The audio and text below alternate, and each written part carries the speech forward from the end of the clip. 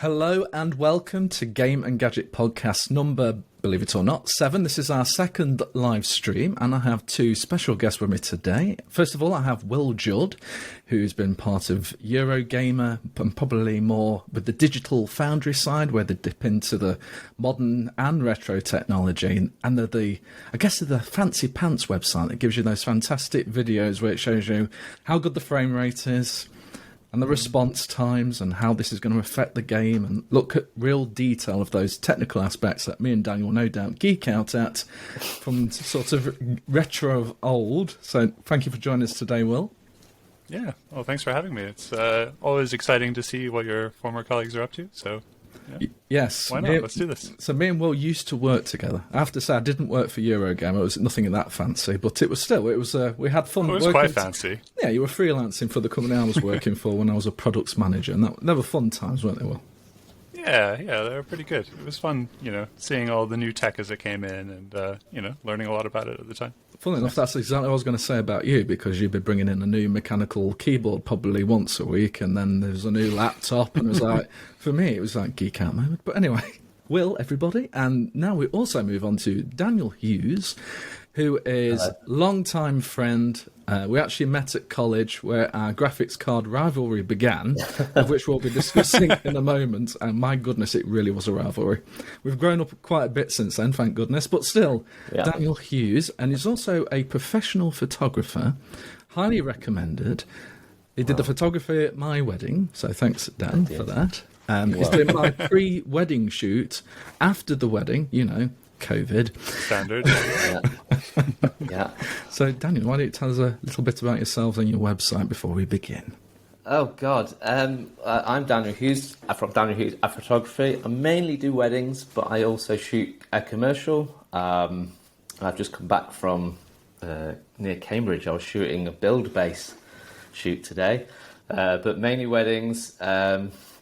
I do still like to game on my spare time, but I don't really have the time to geek out as much as I used to, which is a shame. But I try. Yeah, it's amazing how you get older. The time to actually do the gaming stuff is dwindles significantly. Yeah, it's a shame, huh? It definitely is. So, Daniel, I don't know if this has worked. I haven't actually done a screen share before. Okay. But we're going to give it a whirl because, why not? Technology. Let's try it. And I found... Sorry, I don't want to embarrass you. Oh, my God. But oh, wow. This is when Daniel was at college with me. And this is when, when you're young, you sort of get together in the bedroom, you bring your computer over. Do you know what? I'm more worried about that shirt and trousers combo than I am anything else that's going on. I'm more worried about my hairy arm in the foreground that somehow crept into the shop. But anyway, moving strictly on. That is amazing. So that's my 486 computer, which I did change the case on. So that's not the original one, but that's the newer one. We were very fancy. We had twin drives even back then. Wow. And a 14-inch CRT monitor. And that above it is Daniel's computer from the time, which had... sticker. That is a big whacking sticker. Can you remember what that is of? Yeah, that's the PowerVR. That's the apocalypse. There we go. PowerVR. Yeah. Right. So, Will, you're going to have to... I'm glad you're here. And as I see this on the screen, you are in-betweeners. So keep us apart just in case it gets aggressive. Mate, we both know that I lost that competition until I can't remember the brand of it, but until I think it was the Neon 250 came out, and then it was a different story. But I lost most of that competition. By the way, ladies and gents, he never admitted this at the time. I didn't. This is the first time I've admitted it. But I was stubborn. Anyway. So the PowerVR was in that, the 3D graphics card at the time, which later went on a slight alteration of it for the Sega Dreamcast. So you kind of run in the console states because 3DFX nearly ended up in the Dreamcast, but that's another story. Yeah. But to move on, and then the computer on the right was the one that actually had the Voodoo 2s in. So that was my newer computer, and that probably had, I think, GeForce DDR, just as we were getting into Transform and Lightning. Can you remember all that stuff, Daniel? Yeah. Look at the phone. Can you remember when we used to have a landline? But anyway, so there's the computer on the right, and that had the Voodoo 2s in it. And if I stop screen sharing, I so happen to have there it is. Show and tell. my Voodoo 2. So they actually did two versions of this, an 8 megabyte and a 12 megabyte version. I was a little bit fancy pants and went for the 12 megabyte. And this was, I think, the first graphics card where you could actually twin up the graphics cards for SLI. Right, so early SLI. Yeah, so this is when NVIDIA purchased 3DFX and got that technology to boot as part of the process. But it was really the first 3DFX where the rivalry began. And I've actually got my PowerVR upstairs. I should have gone and got it. oh, you should have got it. You really should have got it. It's the only old tech that I've kept, mainly because of you. Just to keep the rivalry going. Yeah. Sure. I'm glad I kept that going for you. But my gamer tag is actually Glide Maniac, which is actually something Daniel coined from back in the day. So 3DFX graphics cards use the Glide API to the Metal sort of graphics performance. Metal is a term that used quite a lot these days. Apple, they have to the Metal and all the rest of it. But that basically means is you get direct access to the power, nothing blocking it in between. And Glide was the API that did this for the 3DFX card. So if you had a game that supported Glide, and you get a bell just to confirm you've connected to Glide. No, I'm joking. Yeah, you did get the spinny 3DFX logo, which was always nice at the start of booting up a 3DFX game. But if you had a Glide powered game, you knew you had the full performance capabilities. It supported Direct 3D as well, and Mini GL, because it didn't support OpenGL flat. It had to be like a slightly. Wait, there was a smaller version of OpenGL. Mini GL. That's great. But there we go. So Glide Maniac came out of the argument me and Daniel had. And he did actually say once, you are just sort of Glide Maniac and that kind of stuff. Where it comes from? Did you forget that? I did, yeah. That's great. So there you I go. do remember that a few times where I was able to claim victory was in Tomb Raider 2 or 1, where the PowerVR could do volumetric fog and swimming was amazing. And I was like, your graphics look crap and mine look amazing. It didn't run very well because it was... But... Okay. So PowerVR certainly had some advantages. So, for example, it could do 32-bit colour or 24-bit colour. I forget which one it was exactly. It did more colours. Yeah, it said it could, but it didn't run very well when it was running in those modes. But it did it, Daniel. It doesn't matter. Yeah, Because that's what you told me at the time. This is what you told me at the time. Anything. I would have said anything. Just to... And his water did look very nice. And the 3DFX was limited to 16-bit colour, so you did see some banding in certain situations with the colours. So I vaguely remember the reason why I bought the PowerVR over the 3DFX was because the guy who sold it to me said, well, so you only need one card. You don't need to buy another add-on card, because the 3DFX was originally an add-on card, wasn't it? And 3DFX and Voodoo 2, yeah. Obviously better then, isn't it? Can do... All in one. Yeah. What more do you need? And wasn't the price quite appealing as well? I think it was technically more expensive because it was 2, but it wasn't much. I mean, the first card was like 90 quid. And that's... I mean, how old were we when you took that photograph? That was... My first 3DFX was not 90 quid, it was 140.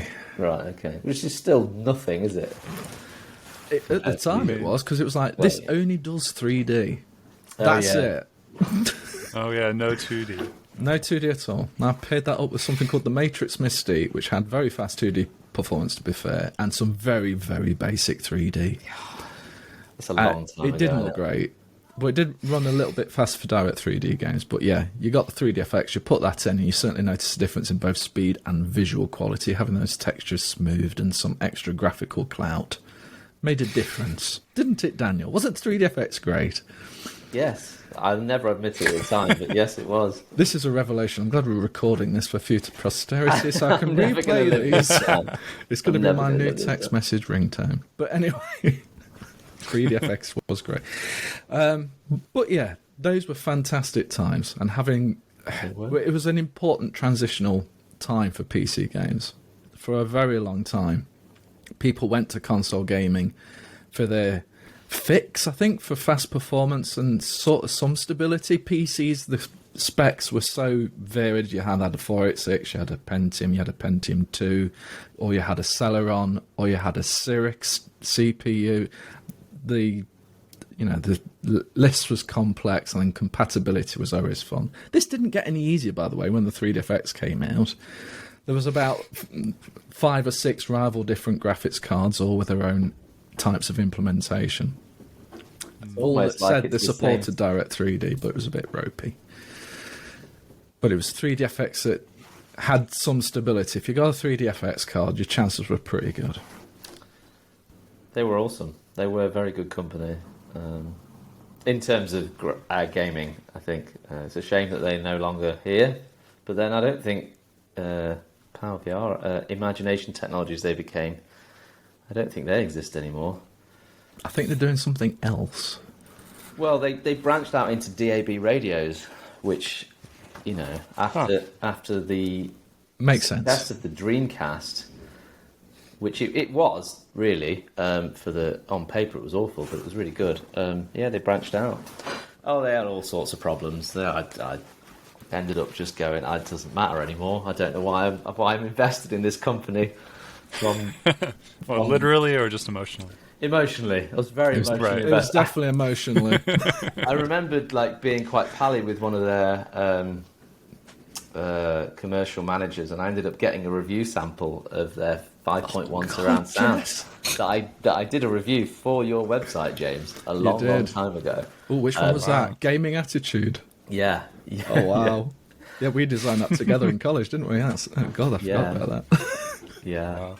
So I was quite keen on what they were doing, and the technology was really interesting because it was tile-based rendering, and a lot of that is in modern graphics now, as far as I understand, but a little bit different. But it's the first kind of, it would just show what was on the screen, and all the other polygons were ignored. Right. As a kind of performance-saving measure. Yeah. Right? So you just spend all your effort on the things that the player will actually see. Yeah. And the early implementations were pretty iffy. It was. I think the idea was great, and I think they do it now. I mean, I really have lost touch, to be fair, but I think there's a lot of binning and stuff like that now. But the actual getting the software to talk to the hardware bit, the drivers, was the biggest issue with it all. But they did fix it with the neon? Was it the neon range? I remember you having Neon D as a gamer tag, so it was the Neon something. I was so excited that it could run Unreal faster than your 3DFX at the time. Wow, amazing. Which is really... That was presumably pre-Unreal Tournament. That was just Unreal. Right? Or is it? No, I think it was Unreal Tournament time. The original. Yeah. Back in the day. And it ran it better.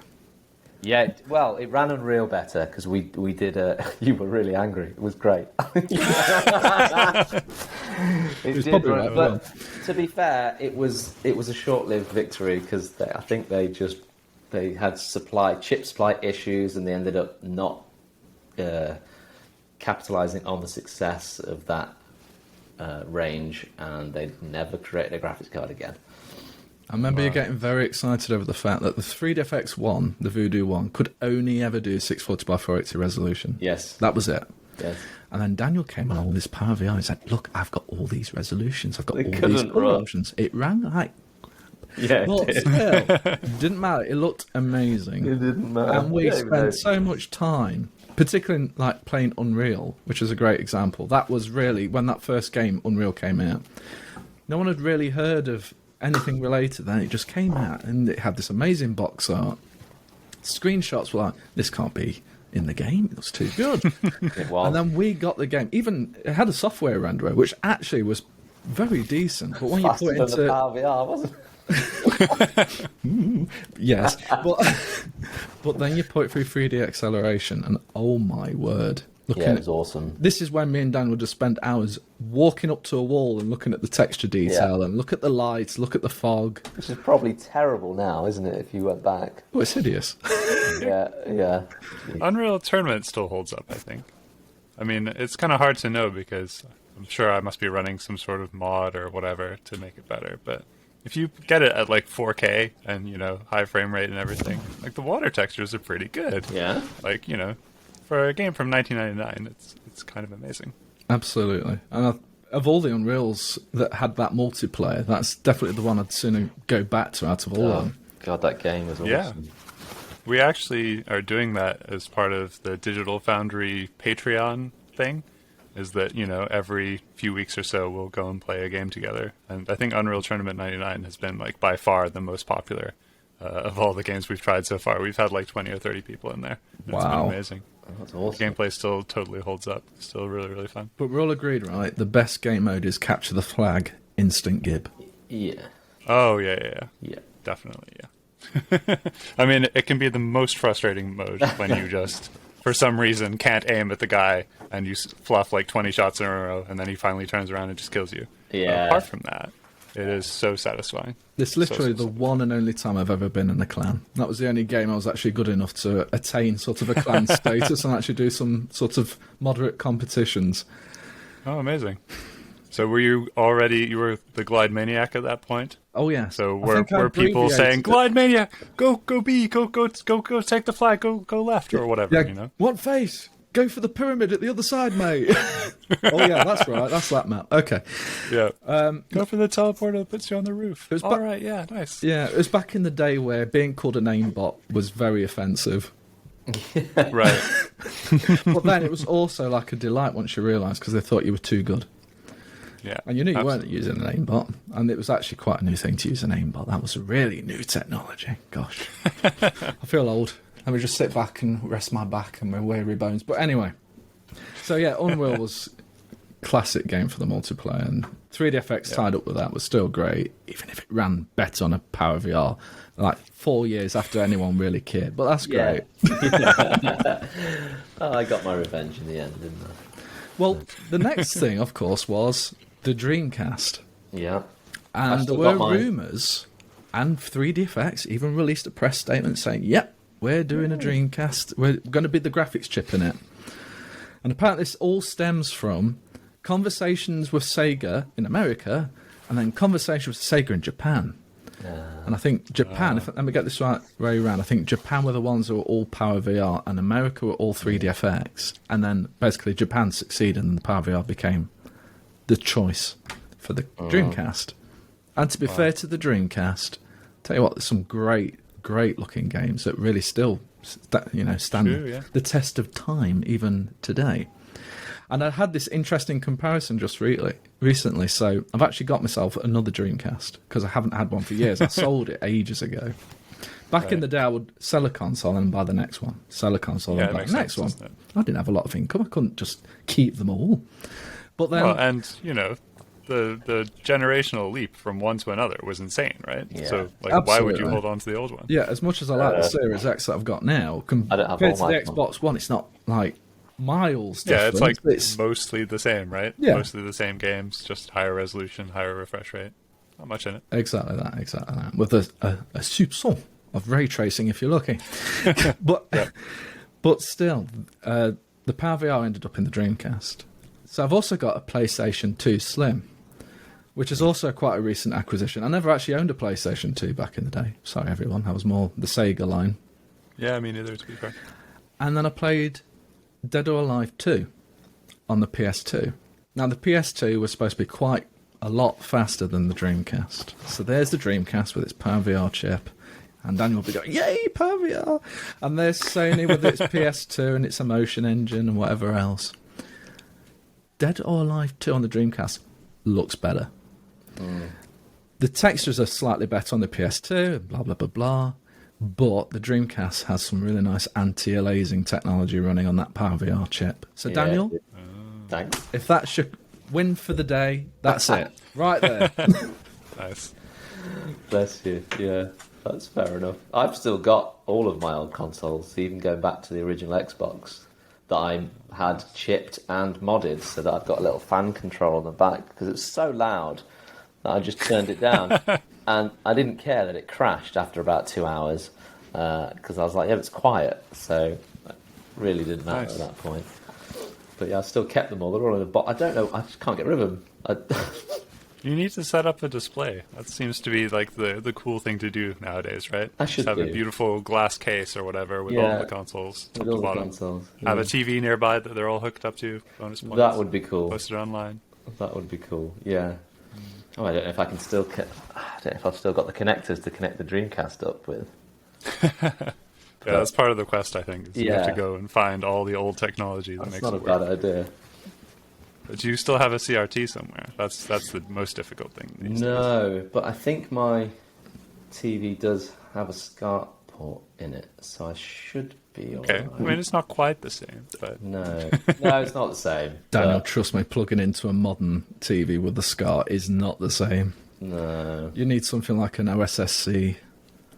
yeah, there's lots of fancy electronic gizmos that you can get these days that kind of Did it just not run upscale the it. same?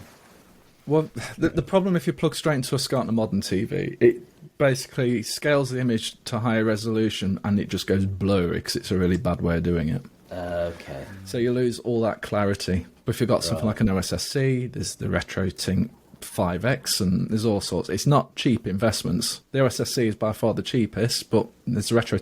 If you have £300 plus spare, go for the RetroTink 5X. It's getting fantastic reviews.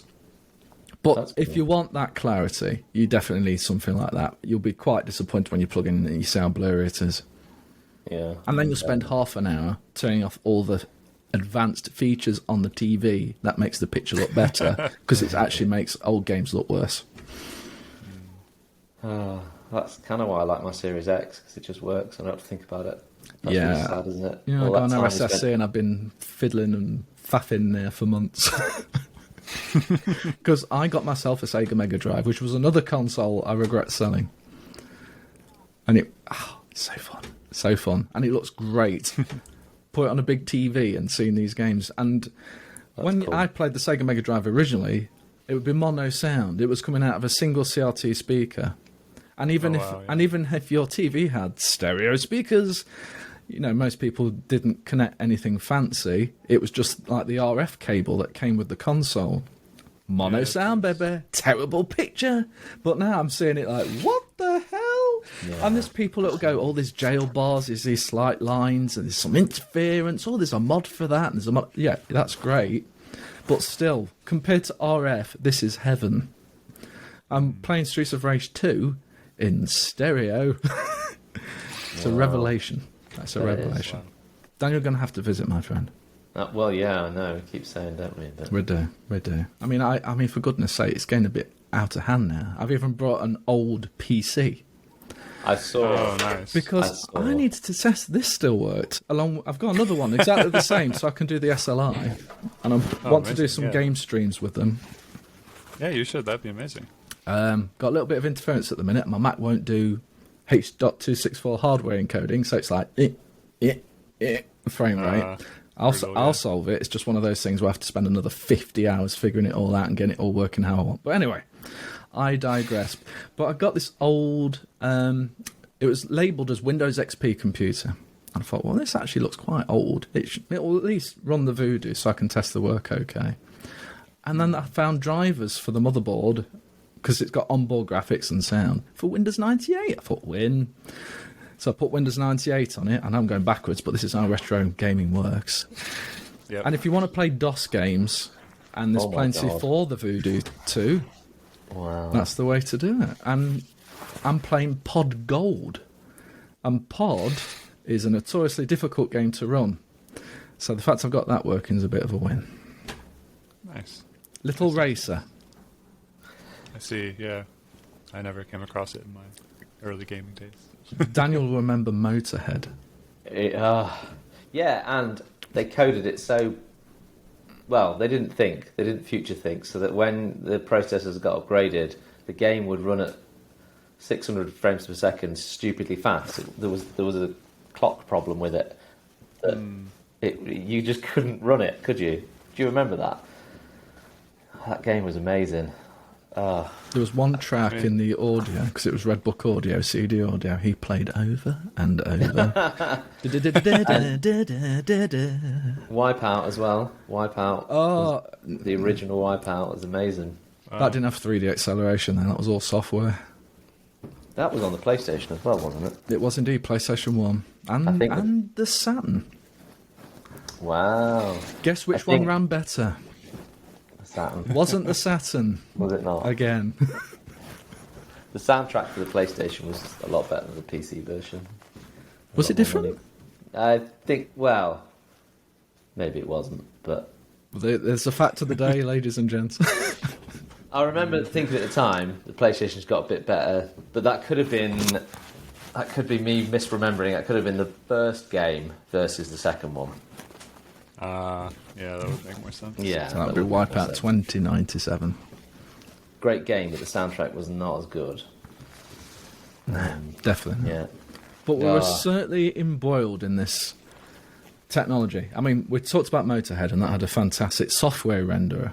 Yeah, it did. Again. But it also supported 3D acceleration. I think there was a glide-specific patch for that. I can't remember. But anyway, it ran great, and it looked great on both. And actually, the software renderer had some nice effects that sometimes the hardware acceleration didn't really sport in quite the same way. So it was quite an impressive game. And Unreal was the same. Great software renderer. But if you had a 3D accelerator, even better. Great stuff. But sound was another one of those transitions where it was about that time where that was taking a big leap. It was. See, Daniel's getting all nostalgic. This is good. I am. Sound Blast. What was that company that I invested in? Oriel, was it? You That's the one. Oriel That was 3D. insane. Their technology was incredible. And I'd put my headphones on and just be like, wow. So this is what we'd call spatial audio now. Yeah. Right. Which we all take for granted, but oh mate, we were really at the cusp of it all. So many things, weren't we? Yeah. But, I mean, Sound Blaster had EAX, which brought reverb. So when you go into another room, you get different reverb effects and intensities. And we'd spend ages turning it on and off and going, ooh. And we never played those audio demos over and over and over again, did we? Did. No, we did. Yeah, okay. Nothing better to do with our time. I mean, what was it? EX 1, 2, 3, and 4. I can't remember if it went any further than that. But yeah, so I've got my Sound Blaster. Well, let me get this right. So X5 was the last one I ever brought, and it was the one before that. Sound Blaster Live. Oh yeah, so that's classic. So that's what I paired up with my old computer, which I just happened to find in the garage, stuffed away in a box, sat there for goodness knows how many years. So that's now with the Windows 98 machine. Wow, you can have a nice little LAN party there. It's gonna be good. Absolutely. If it only had a Ethernet adapter in it. It's got 3 PCI slots, and I've filled them because the sound card is one, and then 2 Voodoo 2s, which may be a bit greedy, but still. That's filled all 3 slots. And now I've got... Darn. It actually came with the Ethernet card, but I've took it out. Yep. So you'd have to give up either half of your graphics or sound to have networking. Basically, yeah.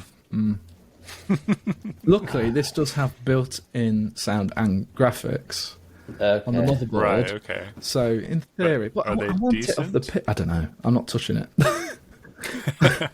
I've got it for 2D, and that's all I need it. The 3D's all the 3DFX, baby. All the 3DFX.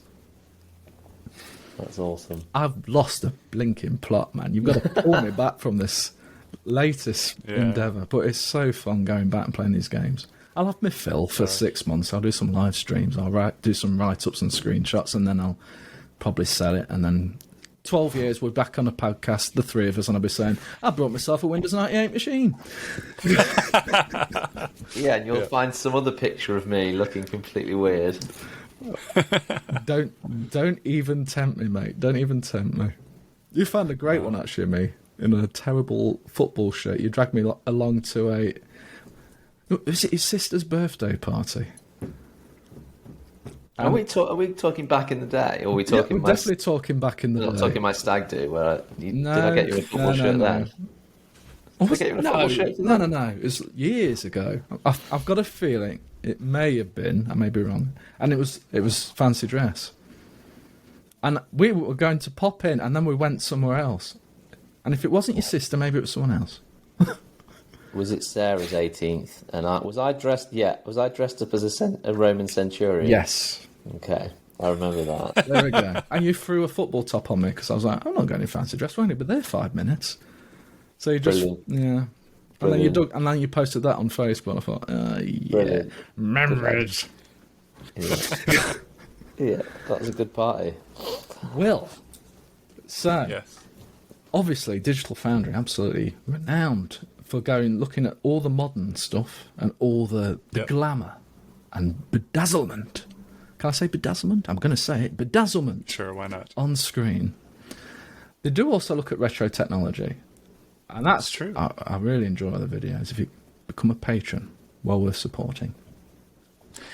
Definitely. So, how's your involvement with all that, Will? Where's your... I know you've been doing a lot of the deals, finding those elusive PS5s and Xboxes, which in a component shortage age is proving to be quite difficult.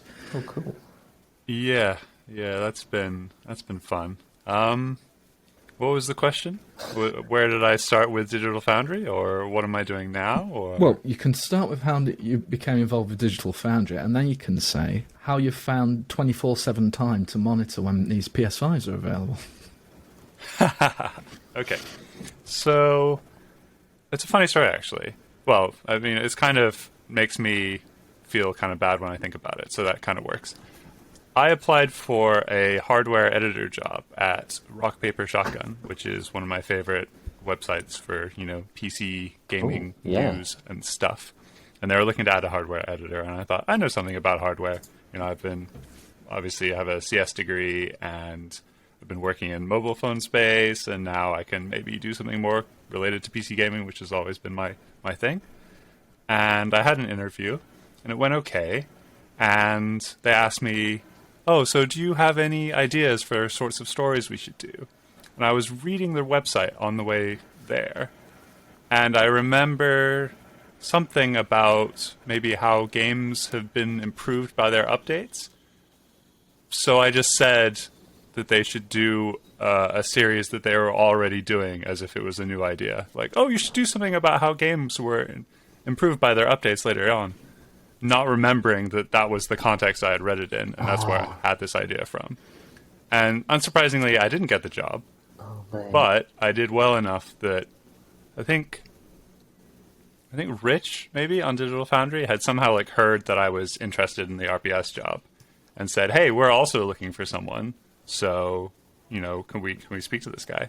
And so I had a meeting in London with him and another guy from Gamer Network, and we got on pretty well, and he said, we're looking for somebody to do more PC stuff and to do kind of, the hardware side of things, and maybe, do you have any other ideas for doing interesting things?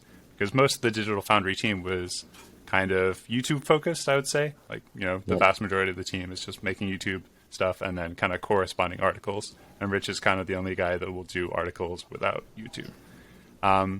So, yeah, that sounded amazing. So I was like, yeah, absolutely, let's do that. And I joined the team, and then, yeah, it's been pretty crazy since then. It's been really, really fun. That's cool. I've gotten so much random. You can kind of see from this shot, if I move this out of the way, you can't really see. But I have a wall of PC components that I've somehow tricked companies into sending me, which has been great. Amazing. When he says tricked, he's joking, by the way. Please don't write in. And yeah, it's been really interesting. They're all super cool guys and super friendly people. I was incredibly intimidated when I started and just didn't understand how I could work with people who I'd been watching on the YouTube. They're all totally sound guys and really nice and made me feel super welcome. And yeah, so recently I've been getting into this whole deals thing because of the silicon shortage, as you mentioned, and Xboxes and PS5s are just impossible to find. And I thought, hey, why don't we just start a Twitter account, and then if I find some deals or I find PS5 stock or whatever, we can tweet it out and maybe people will find that useful.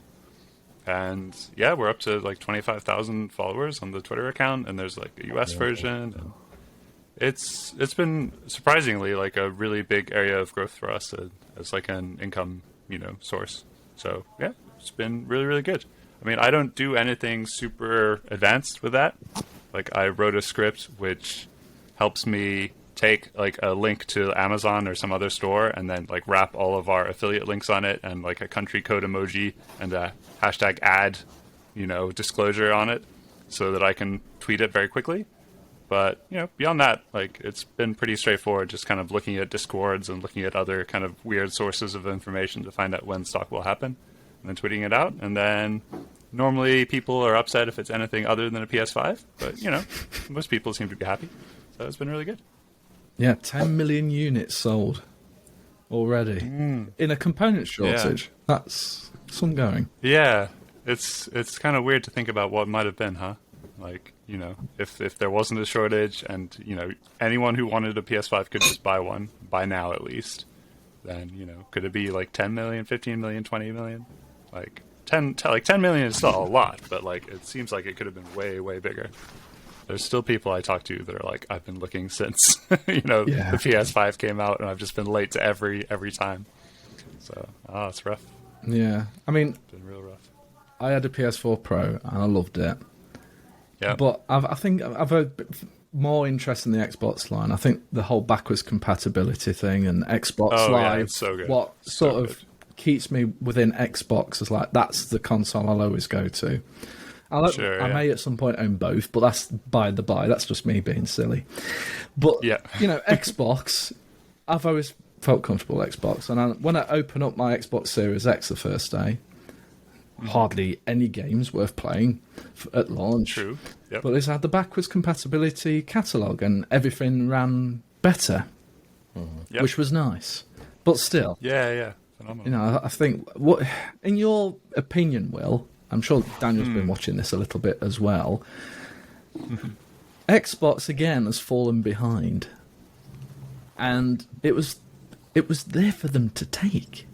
The PS5 is a monster in size. Now, I remember the original Xbox, and, there was emojis where...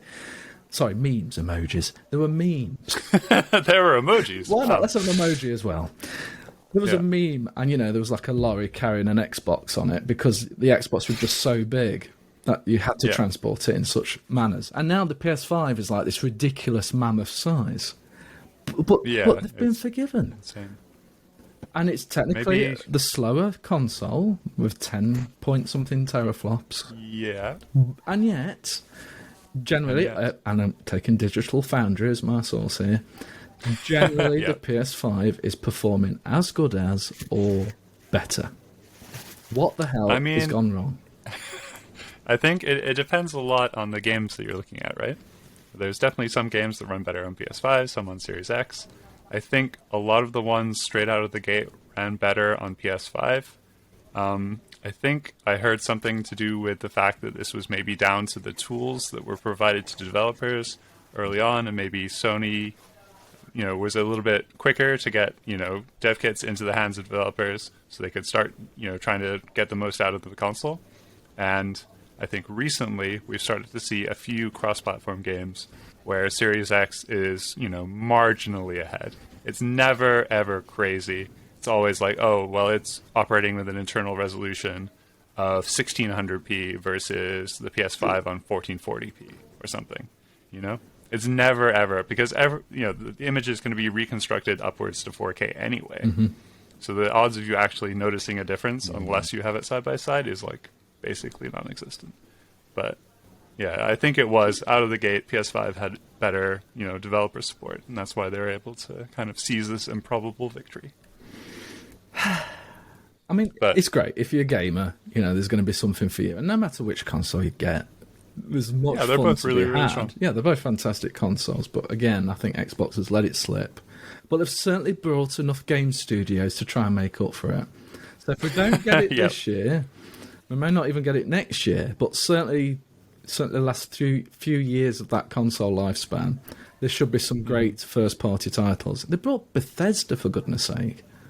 Yeah, exactly. I mean, I've been waiting for a new single-player Fallout for a long, long time now. I was so excited about the ideas behind Fallout 76, and it seemed like it would be a really cool combination of kind of, the base building that they really went hard on Fallout 4 with, co-op multiplayer and all this stuff. But just the complete absence of, NPCs and, kind of any real characters in that story was just so off-putting, I think, certainly for me and maybe for other people as well. I've heard it's turned around, though, so maybe I should check it out again. But Doom Eternal on Game Pass. Yeah. No, that's probably where It's pretty Xbox good. may turn it around.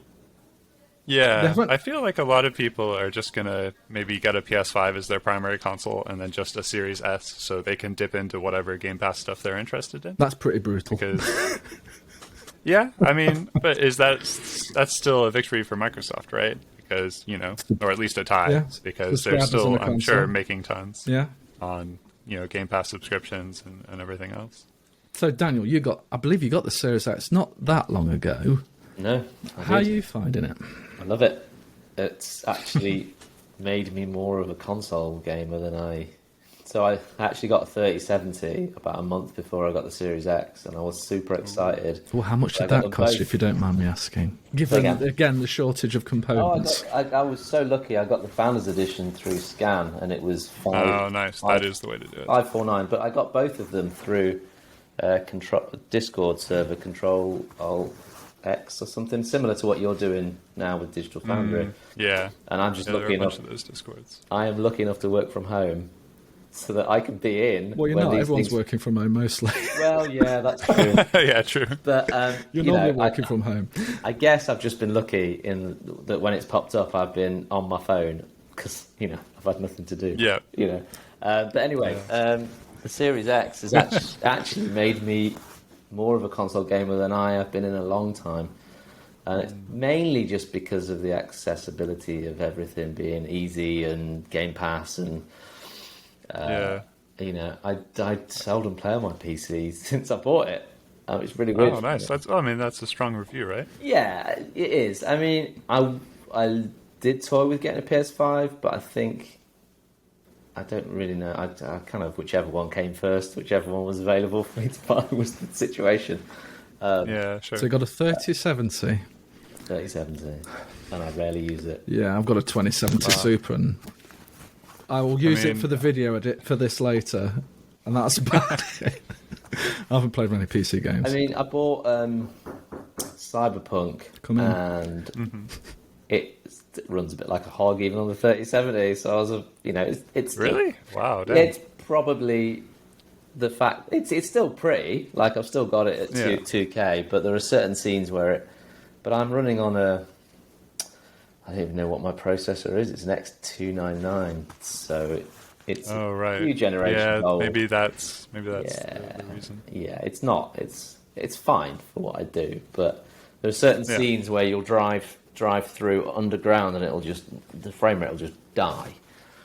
That's just like PowerVR all over again. Yeah, it really is. You're boosting the graphics too far beyond its capabilities. Probably. I'm just going with whatever it says I should go. But I mean, apart from that game being buggy anyway, it's beautiful. It's something that's still playing on the PC, and I did get Red Dead 2 in the Epic sale, but I ended up looking at it going, this is going to come down even more in the next few years. I haven't got time to play this, so I refunded it. I was like, carry on playing on my Xbox because it's cheaper. Wow. It's really bad, isn't it? Well, whatever works, right? And that is it. I think, it just works. It does, and that. So I've had which one's the Xbox? See, I don't even know what I'm on. I've got the white one, the Series S. The generation before, the S. And the difference just in speed of load times, I think, is for me. So you talk about you've got the Xbox One S. Yes. With its mechanical hard drive. Yeah. Yes, and the Series X. And the load times, I'm not necessarily bothered about because I've only got a 1080p TV. With SCART. With a SCART cable, yeah. I think it's got 3 HDMI cables, and I don't. So I'm not really too bothered. Of course, the graphics are better, but it's the load times that make it. Joining in games and quick resume is also pretty impressive when you use it. Yeah, it's super handy, isn't it? Yeah. Especially if you're in a household where it's more than just you playing games. The fact that you can just be like, "Oh, here, do you want to play this? Yeah, go for it." Yeah, then, I have noticed you can go back exactly like that. Yeah, I have noticed with Forza though, if I don't know if this is common with all quick resumes, but if my son's playing Forza and he's on quick resume, if then I try and log in, it has to cancel his quick resume. Oh, right, because it's the same game. Yeah, which is fair enough. Like, I suppose, yeah. It doesn't take too long to load anyway, so... It's an SSD. Yeah. Exactly. Makes all the difference. A pretty generous SSD. So, Will, what do you make of the difference there? Because that's, again, quite a different approach. Sony's gone with their... In fact, it's only on this beta firmware that you're able to actually install your own SSD. And is it PCI Gen 4, whatever it is, it has to be? Yeah, that's right, yeah. It needs to be Gen 4. And then it has, a crazy amount of requirements. I think half of which you can basically ignore. Because they were like, oh, you can't have it needs to have a heatsink, first of all. And the SSD and the heatsink can't be more than 11.25 millimeters tall. But then I found an 11.4 millimeter heatsink and SSD combo that just works and fits. So I don't know if there's some ticking time bomb in my PS5 now that is just going to explode unexpectedly because the SSD just got too hot, or whether they're just being super, super conservative and saying you definitely need a heatsink. It definitely needs to be this size. It definitely... Who knows? But yeah, it's been really fun, actually. Just like buying every kind of random heatsink on Amazon and just putting it on and saying like, oh, this one fits. Great. Or, oh, this one definitely does not fit. And then trying to work out the recommendations we can make based on that. Because, these drives are not cheap. They're like, 150 quid at the lowest for a 1 terabyte model. So, I think a lot of people will be looking at that and thinking, oh, crap, I really got to choose the right one here. I can't just buy anything and hope for the best. Well, 1 terabyte's for the Xbox Series S and X, where they've made it simple, as in it's just something you plug in. It's almost like a little cartridge thing you plug in with the SSD on it. Yeah. But 1 terabyte, what was it, 200 and something pounds? Unless you're lucky enough to get I think it's 170 at the very best. I'll have a look at Amazon. That's almost a console, Will. Yeah, that's the thing, right? Because if you have a look at the Series S, it has less storage space than the Series X, right? 512 gigs. So, so if you're considering getting that, and then you think later you're going to get, the 1 terabyte card, that's basically as much as the Series X. Mm-hmm. So why not just get a Series X and have, the extra storage and the extra graphical horsepower and everything? So that's the one thing that makes the Series S look bad. That's exactly why I went for the X. It's not. Nice. It's not. It was the faster one. But anyway, and the fact you can actually buy one is also is a pretty good point for the Series S. Yeah, I was lucky to get my order in about 4 minutes after the launch time. Nice. Yeah, that was the best way to do it. It turns out it really wasn't, in the sense of I was actually on holiday. Oh. I was in a static caravan, or was it a chalet? It may have been a chalet. But it was that sort of, bed up in one room. It was bloody freezing. But that's another story. And the internet was shockingly bad. But I found a small corner I could huddle in. And then I thought, I've got my laptop with me. I'll tether. Oh, wow. Nice. And I tethered. So 4 minutes in, I ordered mine. I think it was from Curry's. And I got it on launch day, thankfully. Nice. But I thought, I've got to be in with a shout. But even then I was nervous because the demand was that high for that and the PS5, which I think was a little bit after. Was it before or after the Xbox? I think it was a week before, maybe. I think the thing with the PS5 as well was that they kind of announced that it would happen the next day, but then actually retailers just started taking orders immediately. So there's just like a mad rush at like 10 p.m. to like suddenly like, oh, quickly buy a PS5. Yeah, so that was chaotic. Yeah, I remember that now. But then the Xbox one was quite chaotic because you could get it with, is it Klarna? We could get it on a 24-month credit. Yeah, you could get it Xbox and All it would come with Access. Game Pass, and it was That's like, actually what I did in the end, because it was the only way I could get it. Yeah, at launch you couldn't. Right. You were meant to, but the pages didn't work, and it didn't work for days and days and days. Yeah. Yeah, this is always the problem when you have like one retailer that can do it, is that the demand will just be crazy, and if their system falls over, then okay, you can order it. Too bad. Yeah, it was You'd hope we'd learn from this. But, we keep repeating these things where they'll put something for pre-order and they'll say, from 12 o'clock, from 4 p.m, from whatever. And those sites are taken down. The crash. You get so far and you think, I've got to page 3 of the checkout process. It's gone. Yeah. Generates interest. Yeah, there's nothing worse. When you have something in your basket and then the page just reloads and then you don't have it in your basket anymore and you're just like, I don't know. Yeah. It's gone. But again, we don't learn. And it's like whenever you watch one of these conferences, the video conferences, and of course, this year, it's all been video conferences to share what the new developments are in Microsoft and Sony and whoever else. But still, the demand is higher than what they can provide. So what is this? We've got a 4K stream. Great! I'm sure it'll look great. Watching it at 480p. Yep. Yeah, it's rough, isn't it? Especially when they're showing off these beautiful next-gen graphics. And then you can just see, 4 pixels just waving limply. Yeah. You're just the blocky mess. Yeah, absolutely. So when people were saying that Halo Infinity looked awful, I said, yeah, because you're watching it in 480p, mate, that's why. Well, then I saw... Sadly, it didn't look that much better. Yeah, exactly. But it looks better now, thankfully. Yes. Yeah, did you get into the beta to play it, or the alpha, or whatever it was? I completely forgot. I did it a day before, and therefore you can imagine I didn't get in. But again, Digital Foundry, I watched their technical analysis, and they say it's greatly improved, so I'm going to go with their verdict and give it, James, based on Digital Foundry's analysis, stamp of approval. Nice. But yeah, I got in, luckily, and I played a little bit. I think only when they added maybe multiplayer, proper multiplayer, right at the end.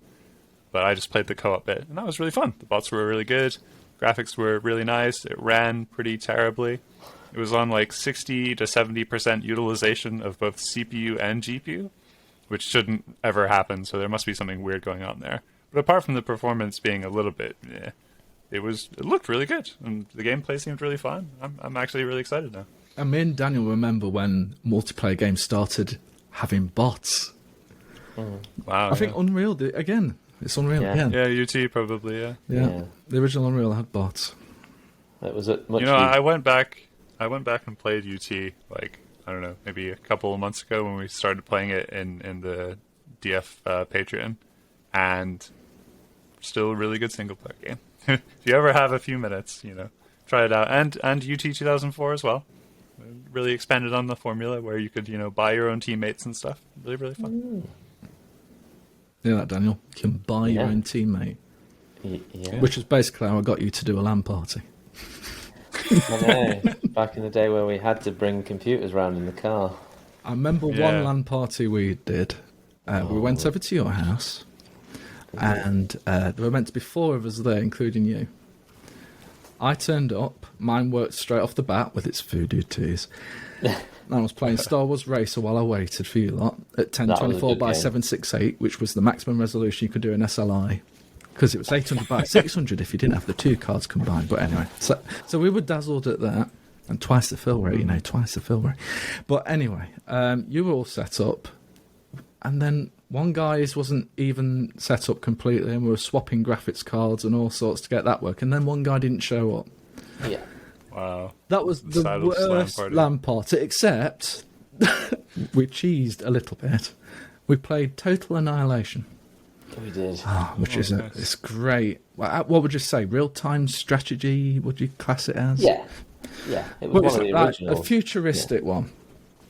And you'd go around and you'd, with your mechanical bot, you'd walk around, you'd build your resources, or you'd harvest resources, and then you'd build your attacking force, both air and land and sea. And it was me and you, and we played this poor other guy who had then AI, or a bot, however you want to describe it. Oh, right, okay. As his cooperative partner. We obliterated him because we just went mad on... You went all land, I went all air, and then we just flew in. And we were expecting a big sort of defensive line. No, we just went in and just He wasn't obliterating. too happy, was he? Bless him. Well, Got he had no upset. air defences, I remember. He had a row of tanks. God, how can I remember all of this? He had a row of tanks. 'Cause it was the And no air greatest victory defence, of your except for life. maybe 2 missile launchers, and that was it. So when I went over with my 50 planes, he didn't really stand much of a chance, poor guy. And then you came over with your 50 tanks, and that game over. That's all I can Wow. remember from the LAN party. Where I thought, yeah, that was fun.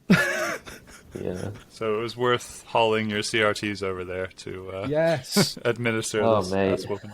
Before the days of LC. Look, leave these days. No, I'm not going to go that far. But yeah, lifting a CRT was no fun. No Yeah. fun at all. You had to be committed. So when we're playing Xbox Live these days, which is hilarious, we hardly ever do. No, we don't. But yeah, it was hard work doing a LAN party. Just lugging everything around. And then on the journey, you could guarantee that something would get slightly dislodged.